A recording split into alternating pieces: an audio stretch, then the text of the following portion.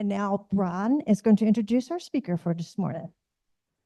Good morning, everyone.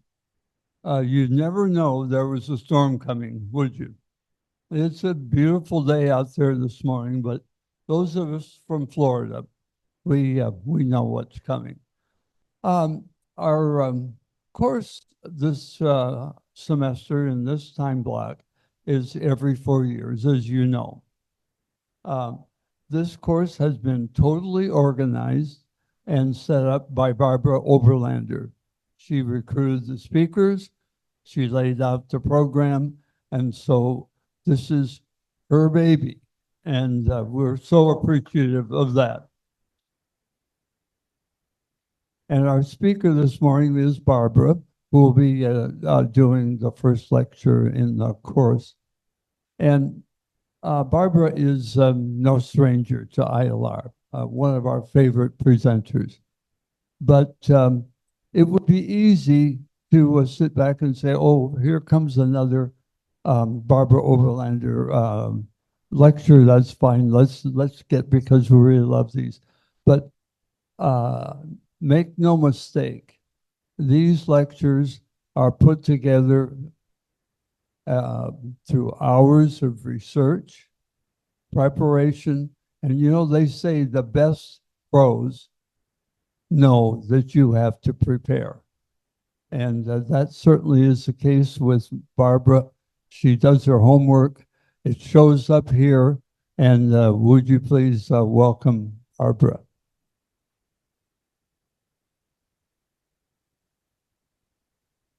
Good morning, everyone. Thank you so much for coming. It's always my pleasure to be at OCAMIC, and I am very glad this class is scheduled for today and not tomorrow. As you all know, we are in the midst of a campaign for an extraordinary presidential election. There are many, many comments, opinion pages, specials about this election. A lot of talk about the campaigns themselves, the kinds of things that are being said about the candidates, people calling it a dirty election, an election where accusations without foundation are being made. Other people are worried about the Electoral College and how that will operate. So it seemed fitting to me that in this context, we went back and looked at some memorable presidential elections. So you can see that in many ways, what's going on in 2024 is really nothing new. We have a long tradition of this. I've called this, Did the Constitution Work? The elections of 1796 and 1800. Oops.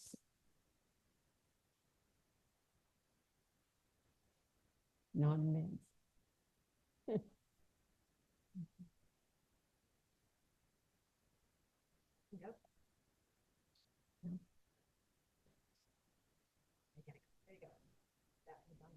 Okay. So this will be the scene for many of us in a little over a month.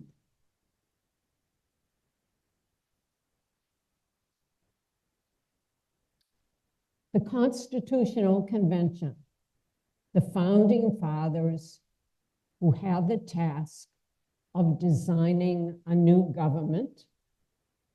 They created a democratic republic in an age of kings. If you look carefully, the tall man on the right is George Washington. The person seated in the front row is Benjamin Franklin.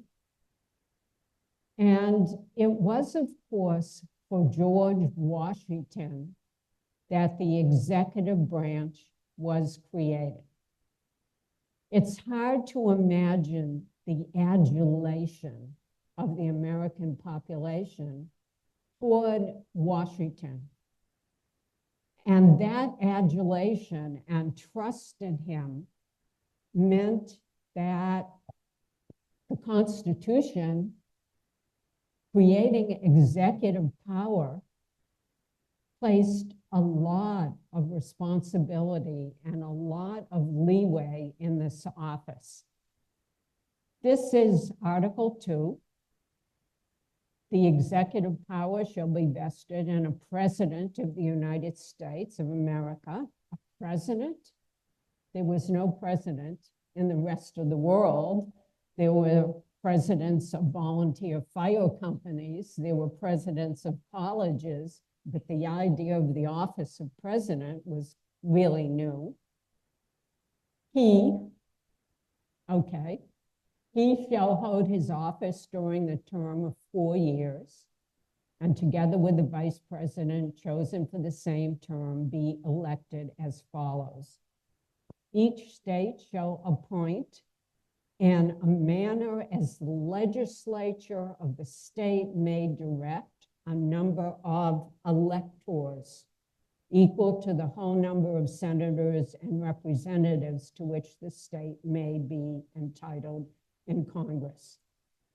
Thus, the creation of the electoral.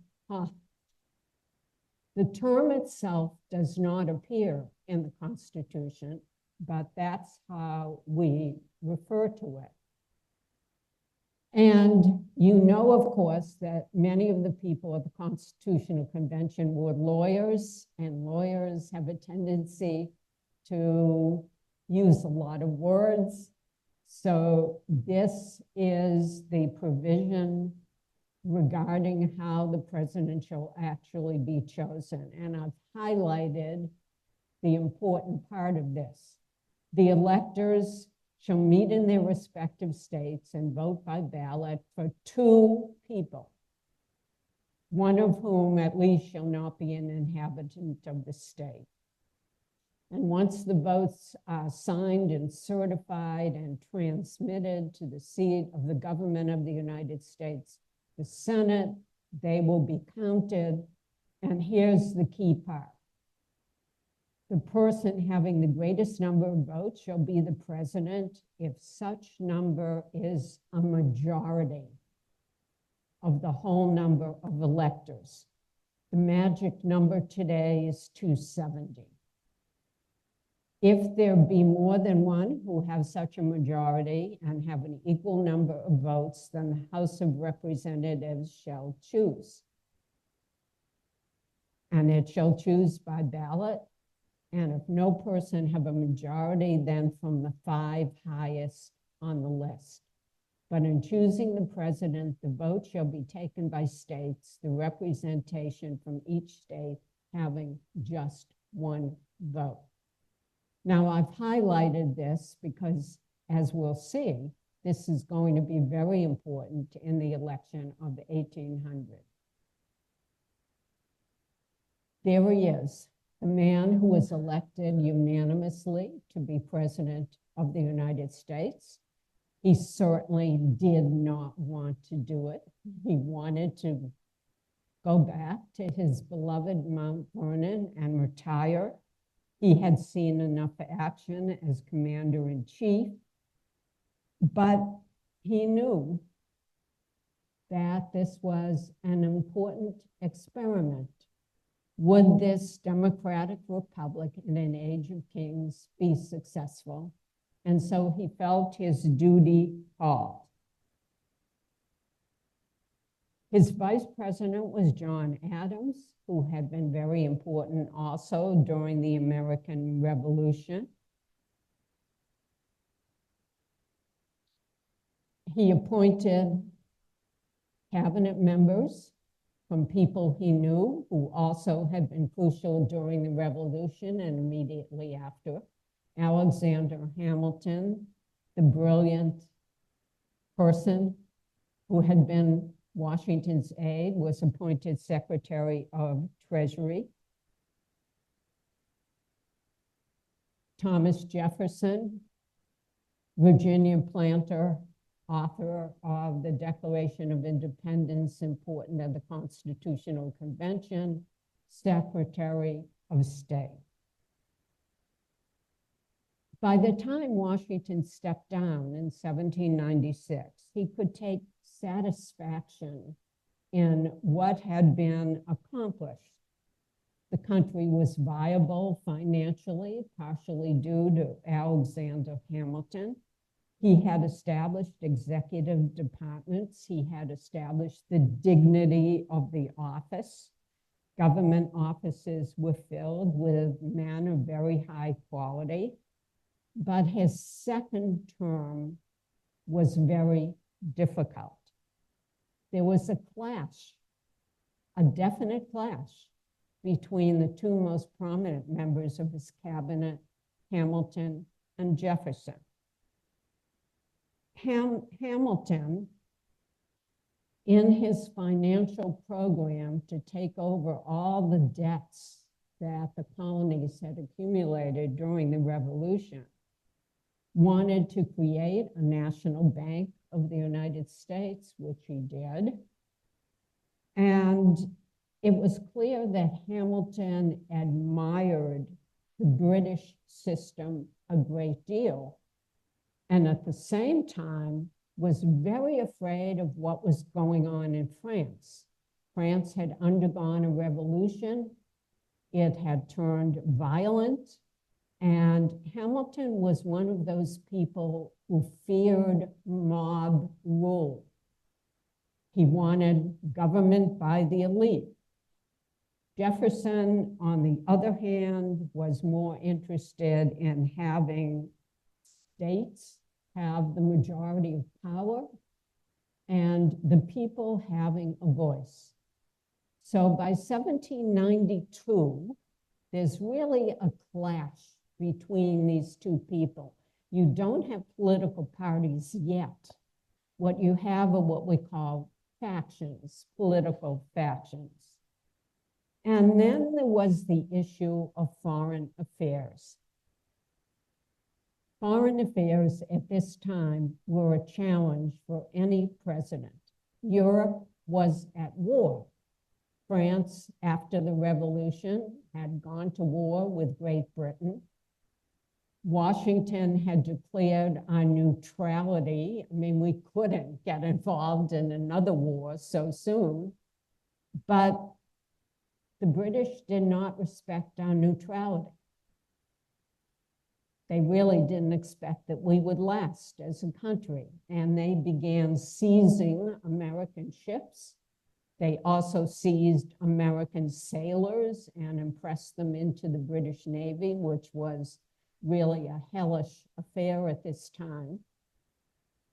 So Washington wanted to make an agreement with Britain so that we didn't get involved in another war. And he sent John Jay to England.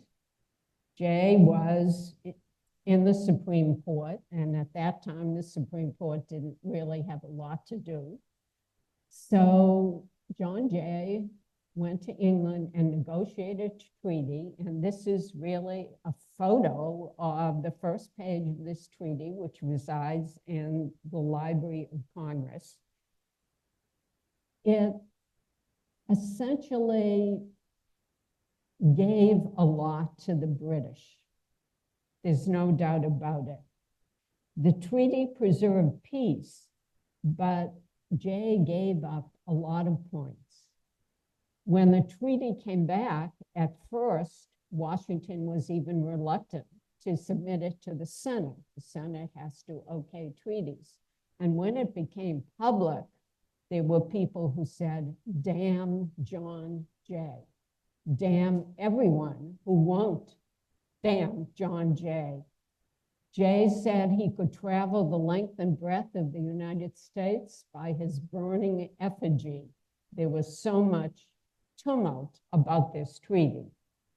It was passed.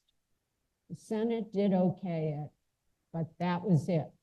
The political factions now really turned into political parties. So you have what we call the Federalists and the Republicans. Sometimes they were called the Democratic Republicans or the Jeffersonian Republicans. And please do not think you can draw a straight line from these Republicans to present-day Republicans. The history of American political parties is very messy, and it's very confusing in terms of names. So on one side, you have the Federalists, who favored a strong central government, what they called a loose interpretation of the Constitution, meaning reading between the lines. They wanted to encourage commerce and manufacturing. They were strongest in the Northeast. They favored close ties with Britain and emphasized order and stability. The Republicans, on the other hand, and the Federalists were led mostly by John Adams and Alexander Hamilton. Washington tried to keep himself above party politics. The Republicans, Thomas Jefferson, James Madison, also from Virginia, emphasized states' rights, a strict interpretation of the Constitution, preference for agriculture and rural life. Jefferson thought farmers were God's chosen people. You know, the bumper stickers, "Keep America Green." Jefferson would have liked that. They were strong in the South and West, and their foreign policy sympathized with France. That doesn't mean they approved of the violence of the French Revolution, but they approved of the goals of the French Revolution, and they stressed civil liberties and the trust in the common people. Now, these differences were very real. What you're talking about is a difference in terms of the whole future of the country, our values, where we were going as a nation. And at one point, Jefferson left the cabinet. He resigned as Secretary of State because the differences were so great. That meant that as we come into the 1796 election, there are going to be fireworks. George Washington announced, "I really am retiring." He couldn't wait to get on his horse and go back to Mount Vernon, his beloved Mount Vernon. There was nothing in the Constitution that meant he had to retire after 2 terms. He could have easily been elected to a 3rd, but his health was not good. He had had enough. He was dismayed by the appearance of this partisan politics. And so by stepping down after 2 terms, he established that 2-term tradition for presidents, which was not broken until Franklin Delano Roosevelt. And then, of course, it was enshrined in the Constitution. In his farewell address, the famous farewell address, Washington warned not only against entangling alliances, but he warned against partisan politics. The founding fathers, in a sense, were naive. They thought that this dedication to a new country, the common interest, would overshadow any individual differences. They did not foresee or expect the growth of political parties. So, in a sense, federalism had been born in 1787 when Alexander Hamilton, John Jay, and James Madison wrote 85 essays collectively known as the Federalist Papers. Those eloquent political documents encouraged Americans to adopt the newly written Constitution and its stronger central government.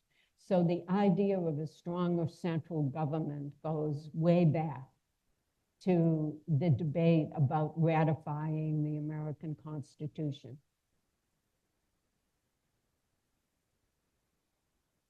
So here are the opponents in the 1796 election. We've got Thomas Jefferson and John Adams. Thomas Jefferson with, as his vice presidential candidate, Senator Aaron Burr from New York, who was very important in helping to strengthen Republican ideas in New York. And John Adams with Thomas Pinckney of South Carolina.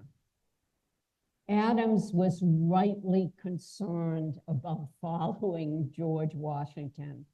He wrote to his wife, Abigail, and you know Abigail Adams was quite a woman and would become really his unofficial advisor when he was president. And she wrote back to him and said, "You know what is before you, the whips, the scorpions, the thorns without roses, the weight of empire," unquote. She knew. Neither candidate really campaigned as we know it today, but it was quite a campaign. David McCullough, one of my famous historians, calls it, quote, a vicious all-out battle, unquote. Does that sound familiar? Absolutely. It, in the eyes of another commentator, was, quote, exuberantly venomous. Party newspapers, quote, denounced, disparaged, damned, decreed, denigrated, and declaimed. Newspapers were just coming into their own, and there were newspapers on both sides. The Republicans claimed that John Adams was a shameless monarchist and really wanted to bring the British system here, wanted to be like a king himself. They called him his great rotundity, which was a nasty comment about his height and bodily stature. They said he was the champion of kings, titles, aristocrats. If he was elected, we would get hereditary succession in America. The Federalists answered back. Thomas Jefferson was an atheist. This will come up again. He was a coward. He had left the governor's mansion when the British cavalry came in 1781. He was an anarchist. He supported France, so he was, quote, a maniac. Hamilton, Alexander Hamilton, behind the scenes, trying to make sure that Adams didn't get elected and Thomas Pinckney got elected. And the results, here they are. John Adams, the Federalist, got 71 votes. Thomas Jefferson, the Democratic Republican, got 68. Pinckney got 59. Think about this. Two names on the, you write down two names. Remember? The highest one, if a majority, becomes president. The second one down becomes vice president. You've got it. The only time in American history we have a president and vice president from different parties.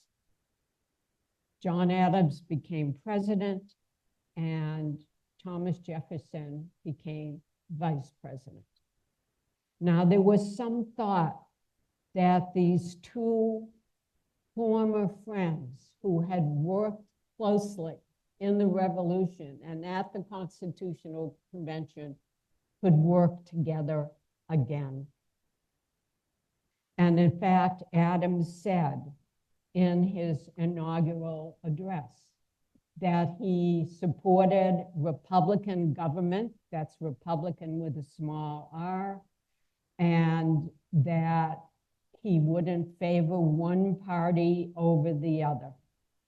The Republicans were delighted and pleased at this, but it was a pretty thought that the parties might be able to work together. That wasn't going to happen. The situation, particularly the international situation, was going to make that impossible. And I have to tell you that the presidency of John Adams was not his finest moment. John Adams is a very important figure in American history, but the presidency for him was fraught with difficulty and dissension. It began almost immediately.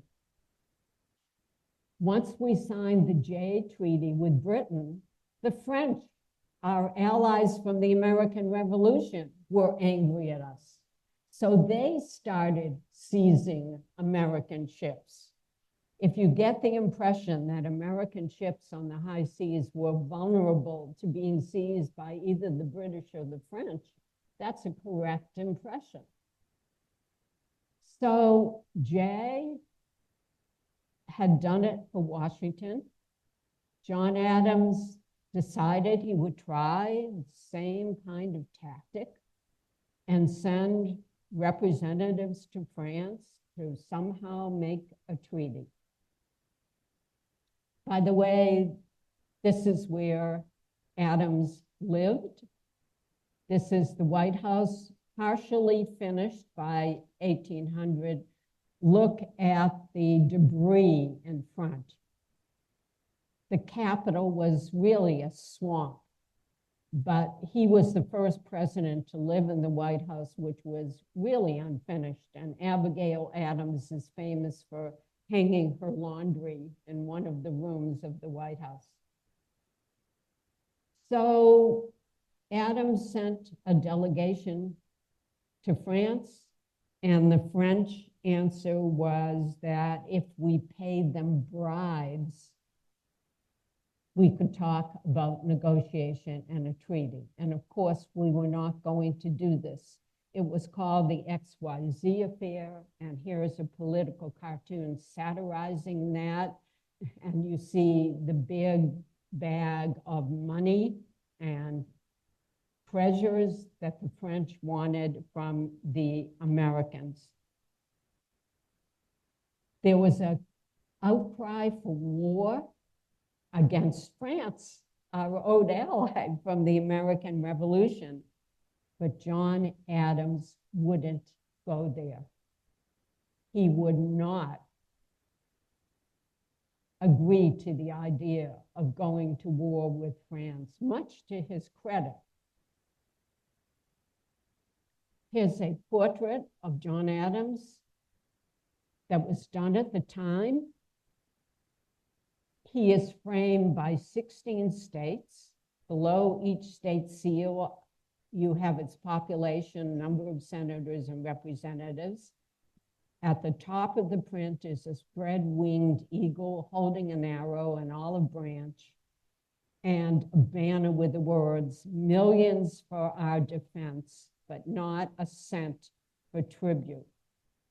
This was done by Amos Doolittle in 1799 in a tribute to Adams refusing to pay bribes to the French. Whoops.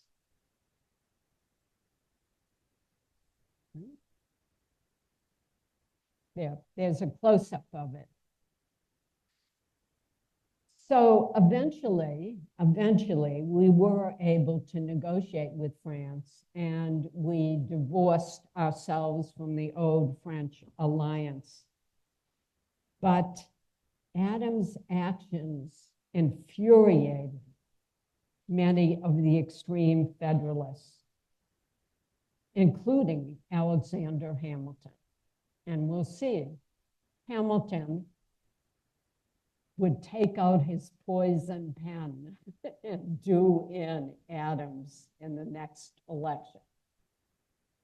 The other problem for John Adams was the passage of something called the Alien and Sedition Acts of 1798. David McCullough has called this the most reprehensible act of the Adams presidency. You're not going to find anyone who says these are good measures. Adams did not propose these. He did not really want them, but he did not oppose them when they went through Congress. Now, what had happened here was that there were a lot of French emigres to the United States, and they were voting. And they were voting Republican. And that was a concern for many of the Federalists. So the first part of the Alien and Sedition Acts, and I have a summary here, something called the Naturalization Act increased the requirements to become a citizen from 5 to 14 years. In other words, that was an effort to make sure that the French who were coming in didn't get the right to vote. They couldn't become citizens for a long time. The Alien Act allowed the president to imprison and deport non-citizens. The Alien Enemies Act gave the president additional powers to detain non-citizens during times of war. And the Sedition Act criminalized false and malicious statements. Here it is. This is the infamous Sedition Act. Be it further enacted that if any person shall write, print, utter, or publish, or shall cause to be written, printed, uttered, or published, or shall assist or aid in writing, printing, uttering, or publish. And here's the key part. False, scandalous, malicious, writing or writing is against the government of the United States or either House of the Congress or the president with intent to defame. This was punishable by fine and imprisonment. Now, I want you to look carefully at that. False, scandalous, and malicious. I would say that most of the political cartoons in America's newspapers today, much of the commentary on the various news stations could be called false, scandalous, and malicious. You understand how broad this was. It was an effort, and not a subtle one, to close down the Republican press and to make sure that no negative statements were said against the Federalists or Adams. This is the fight in Congress about the Alien and Sedition Acts, and the man with the tongs, can you see him? The man with the tongs is this man, Matthew Lyon, a congressman from Vermont and Kentucky, who has the dubious honor of being the first person prosecuted under the Sedition Act and sent to prison. There were about 25 people who were arrested and about 10 actually went to prison.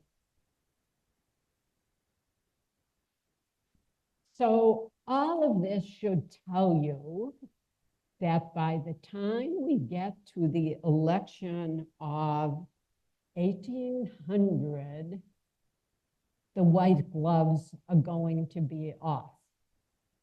And some historians, very well respected, who write today, think the 1800 election is the worst, venomous, bitterest, most malicious election ever in American history. I'll let you judge that. for yourself, but it is an incredible election to talk about. We have John Adams running again. Of course, he's the incumbent president, and he is running for re-election, as incumbent presidents often do. But his vice president is another Pinckney. These Pinckneys were brothers from South Carolina. This one is Charles Cotesworth Pinckney, who you can tell by his uniform served in the American Revolution and in the state legislature. And he had a long and very respectable political record. And of course, we've got Thomas Jefferson and Aaron Burr. Aaron Burr, senator, businessman, lawyer, politician from New York. So you've got a balanced ticket here. Think about it. Virginia and New York, and Adams, you've got Massachusetts and South Carolina. That's something we often see today when presidents choose their vice presidential candidate. Now, Aaron Burr is infamous in American history. There's no doubt about it. He was very ambitious on his own. So what happened in this election? Hamilton was absolutely furious at Adams. And so he worked behind the scenes, and sometimes not behind the scenes, to make sure that Adams was not elected and Pinckney might be elected instead. He wrote a letter that was supposed to be private, but you know, leaks happen. This letter was picked up and published in the press, and it said that, quote, Adams was unfit and incapable. That Adams had, quote, defects of character, that he had disgusting egotism, that he had eccentric tendencies and an ungovernable temper, that there was evidence of a man not in control. I should be, and this is Hamilton talking, I should be deficient in candor were I to conceal the conviction that Adams does not possess the talents adapted to the administration of government, and that there are great and intrinsic defects in his character which make him unfit for the office of president. Adams was, quote, petty, mean, egotistic, erratic, eccentric, jealous-natured, and hot-tempered. Has he left anything out? I don't think so. But the Republicans also went after Adams, and they called him a fool, a hypocrite, a criminal, and tyrant, and said that his presidency was one continued tempest of malignant passions. Adams had a good temper. They spread the story that he planned to marry one of his sons to one of George III's daughters, start an American dynasty, and reunite the United States and Britain. To this, they added the story that while he was president, he had imported prostitutes from Britain. John Adams? I mean, think about what you know about John Adams and how absolutely ridiculous this was. Okay, so that's what was said about Adams. But the person who came in for the most venomous attacks was Thomas Jefferson.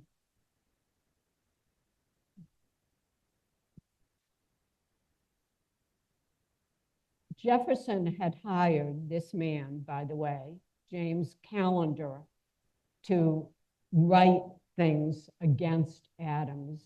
Jefferson financed it, although supposedly he was above politics. And you have to understand that there were 200 newspapers. Isn't that amazing? 200 newspapers that people actually read in 1800. And so much of what I'm telling you was going to appear in the newspapers.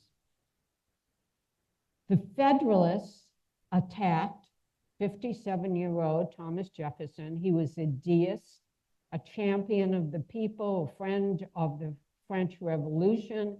Their favorite epithet was that he was a Jacobin, that is a French radical.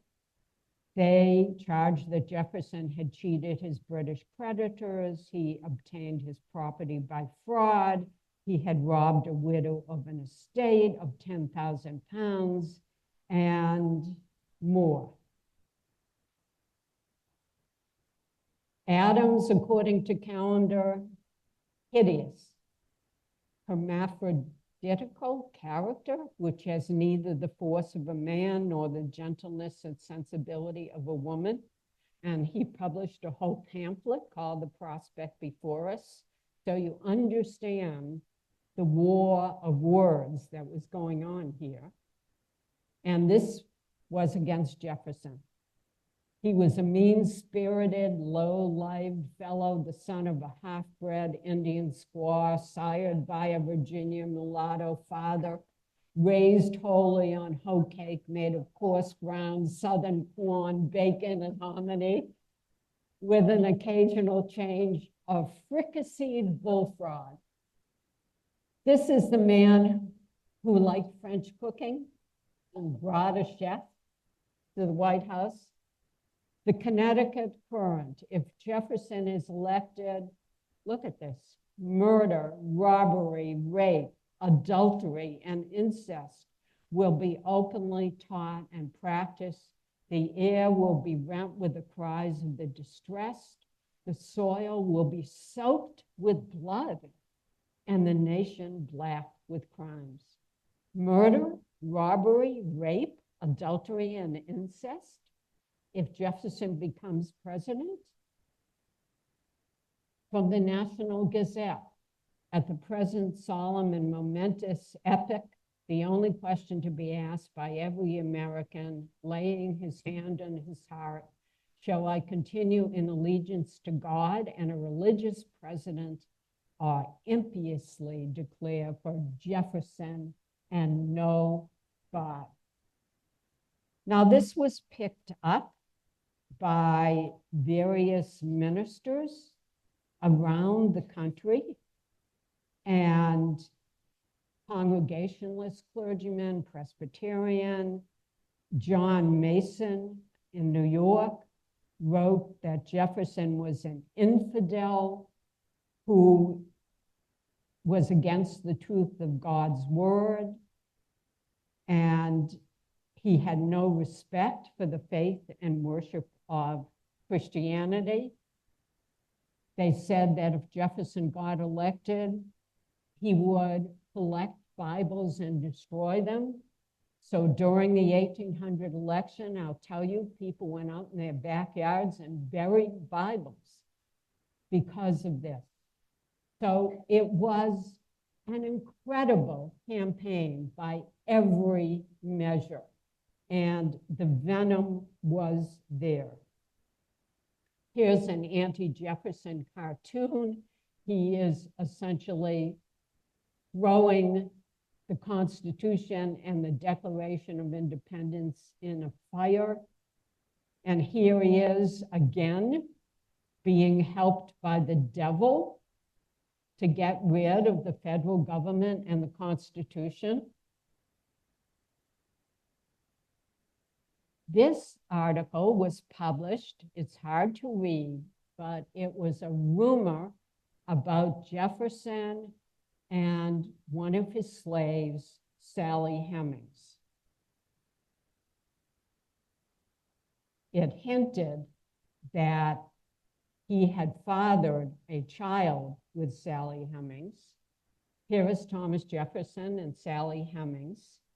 And of course, this didn't become really widespread until after Jefferson was elected. And yes, there was tremendous DNA investigation of this much later for those of you who are interested. And in a Nature article of 1998, it was confirmed that Jefferson fathered Sally Hemings' last child.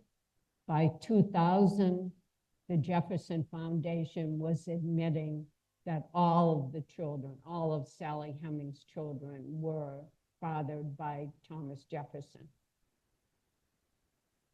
So what happened in the election of 1800? This is a map, and you can see that the Democratic Republicans were definitely the winners.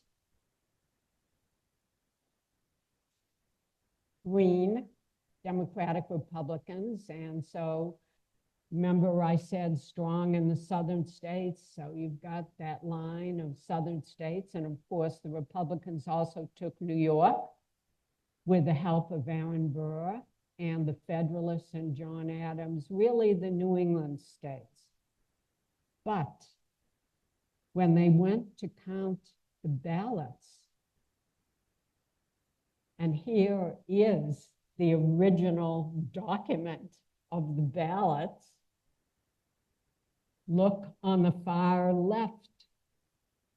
73, Adams and Jefferson. 73, I'm sorry, Aaron Burr and Thomas Jefferson. Aaron Burr, his vice presidential candidate supposedly, and Thomas Jefferson got exactly the same number of votes, 73. John Adams was defeated at 65, but you now have a tie between Burr and Jefferson. Again, this is the only time it happened. This is the only time it could have happened. Now, if you think Aaron Burr should have come forward and say, oh, it's a mistake. I only wanted to be vice president.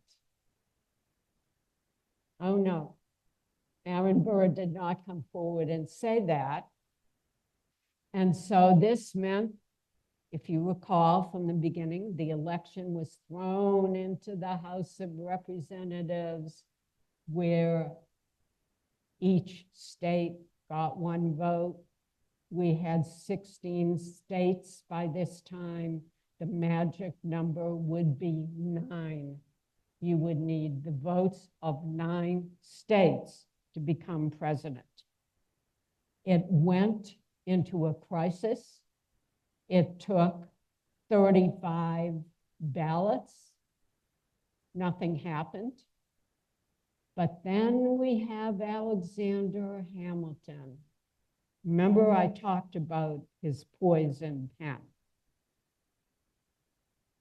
And he took it out again. And he wrote about Aaron Burr, quote, "The man has no principle, public or private. He is bankrupt beyond redemption, except by the resources that grow out of war and disorder. He is sanguine enough to attempt everything, wicked enough to scruple nothing. Jefferson might be a contemptible hypocrite, but Burr was more cunning than wise and inferior in ability." So it's Hamilton's doing that finally convinces one of the delegates to withhold the vote, and we end up with Thomas Jefferson on the 36th ballot, being elected President of the United States with Aaron Burr as Vice President. Another quote from Hamilton: Mr. Jefferson, though too revolutionary in his notions, is yet a lover of liberty and will be desirous of something like orderly government. Mr. Burr loves nothing but himself, thinks of nothing but his own aggrandizement, and will be content with nothing short of permanent power in his own hands. No compact that he should make with any passion except ambition could be relied upon. How then should we be able to rely upon any agreement with him? In a choice of evils, let them take the least. Jefferson is in every view less dangerous than Burr. So, an irony of ironies, it's Alexander Hamilton who helps to make sure that Thomas Jefferson will become President of the United States. And of course, Jefferson would be president for 2 terms. He is considered one of our top 10 great presidents, much admired. This is not to say he was perfect, but his policies were very important, including the amazing Louisiana Purchase. And it was clear that the Constitution worked with difficulty, so we needed to make sure that this did not happen again. As a result, Amendment 12, the electors, that is, the people from the Electoral College, shall meet in their respective states and vote by ballot for president and vice president. They shall name in their ballots the person voted for as president, and in distinct ballots, the person voted for as vice president. So, one of the results of the 1800 election is this constitutional amendment where we get distinct voting for president and vice president. Jefferson's ascendancy to the presidency was called the Revolution of 1800. The Republicans become a very important party. The Federalists fade into the background. And this man, Aaron Burr. I love this portrait of Burr because his facial expression says it all, doesn't it? He was furious, attempted to run later for governor of New York, was essentially isolated as vice president by Jefferson, and so later he would attempt to come back to politics in New York, defeated again by Hamilton's comments, challenged Hamilton to a duel, and of course ended up killing Alexander Hamilton in the duel, spent some of his time in Europe, came back to the United States, is involved in some kind of a scheme to perhaps detach part of the Louisiana Purchase and start his own country, an unhappy, frustrated man. So back to the question in the title. Did the Constitution work? Yes, it did. We have a peaceful transition of political power. Put aside all the things that were said in the election of 1800 and look at its significance, a peaceful transfer of political power. The United States had come into its own. Partisanship was here to stay. Malicious, vicious presidential campaigns were here to stay. And here we are, 2024. Thank you very much.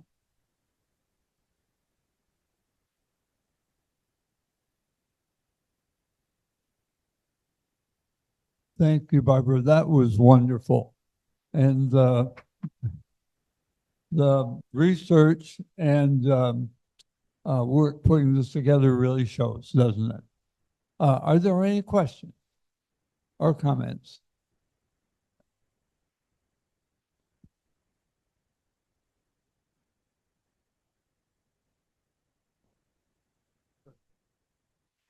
When did the change come that vice presidents and presidents run on the same ticket?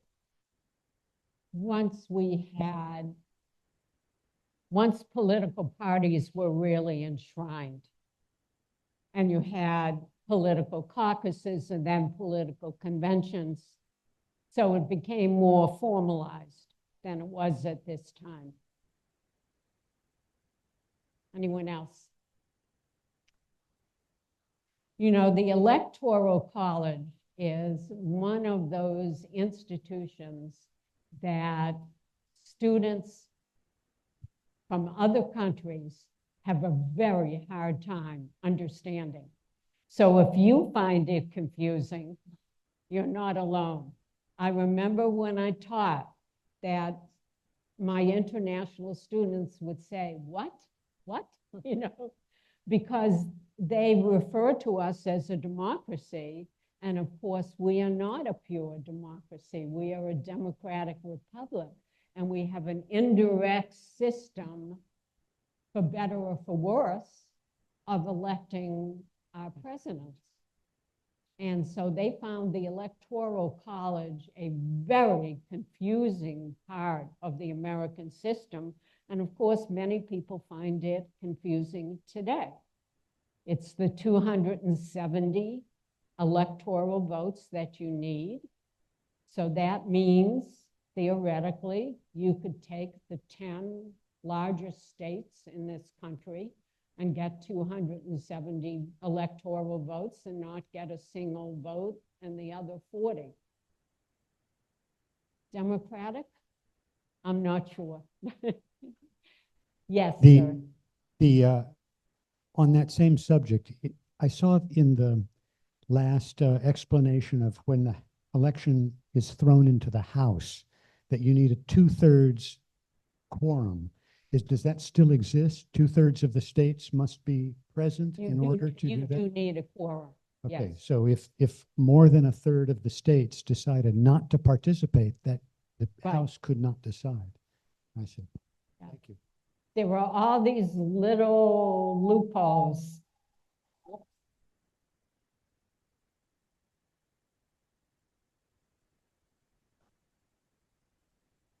It's a messy system. Basically, it's a messy system. And if you ask me, I'm one of the people who thinks we should go to popular vote. But, Yes. you know, it'll take a constitutional amendment. And we've had thousands of constitutional amendments proposed, and we only have a couple of dozen. And if you're from a large state like Florida, that has a major influence on the presidential elections, why would you vote for it? Phyllis. So during this vicious attack before the election, when all sorts of incendiary and false statements were being put out by the press, what happened to the Sedition Act? Very good question. Thank you for asking that. The Sedition Act was essentially passed to run through 1801. So it was, if you look at the dates, it was supposed to go through the election. And Jefferson, of course, let it, you know, lie dead. It's my understanding that the 18 states have voted for the national popular vote. Is it at all possible without a constitutional amendment to just agree to the national popular vote for president? It would take another constitutional convention if you don't do it through amendment.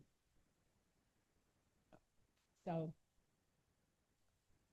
Well, Once again, thank you, Barbara. Wonderful hour. Next week, we advance by 2 or 3 decades. Donna Waller, who is, you also know is one of our favorite speakers, will be here to talk about the elections of 1826 and 1840. We'll see you then. Stay safe.